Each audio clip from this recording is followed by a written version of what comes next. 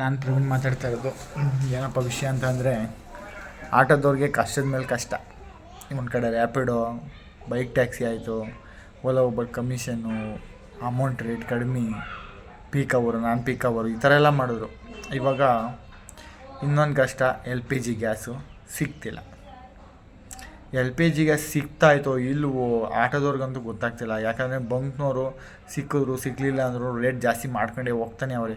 ದಿನಕ್ಕೆ ಒಂದೊಂದು ರೇಟು. ನಿನ್ನೆ 60 ಇದ್ದಿದ್ದು ಇವತ್ತು 70 ಇರ್ತದೆ, ಇವತ್ತು 70 ಇದ್ದಿದ್ದು ನಾಳೆ 85 ಇರ್ತದೆ, 135 ಹೋಗಿದೆ ಇವಾಗ. ಇಲ್ಲಿಗನ ಬಂದಿದೆ ನೋಡಿ ನಮ್ಮ ಚಾಲಕರ ಪರಿಸ್ಥಿತಿ ಹೆಂಗಾಗಿದೆ. ಅದಕ್ಕೂ ನೈಟೇ ಹೋಗಿ ಆಟೋನ ಲೈನ್ಗೆ ಹಾಕಬೇಕು. ನೈಟ್ ಅಲ್ಲೇ ಮಲಗಿದ್ರೆ ಬೆಳಗ್ಗೆ ನಮಗೆ ಗ್ಯಾಸ್ ಸಿಗುತ್ತೆ, ಇಲ್ಲಾಂದ್ರೆ ಇಲ್ಲವೇ ಇಲ್ಲ. ಯಾಕಂದರೆ ಬೆಳಗ್ಗೆ ಹೋಗಿ ನಿಂತ್ಕೊಂಡ್ರೆ ಮಧ್ಯಾಹ್ನ ಆಗುತ್ತೆ, ಸಂಜೆ ಆಗುತ್ತೆ. ಸಂಜೆ ಗ್ಯಾಸ್ ಹಾಕ್ಸ್ಕೊಂಡು ಏನು ಮಾಡೋಕ್ಕಾಗುತ್ತೆ? ಡ್ಯೂಟಿ ಎಲ್ಲ ಮುಗ್ದಿರುತ್ತೆ, ಎಲ್ಲ ಮನೆಗೆ ರೆಡಿಗೆ ಹೋಗೋ ಟೈಮು.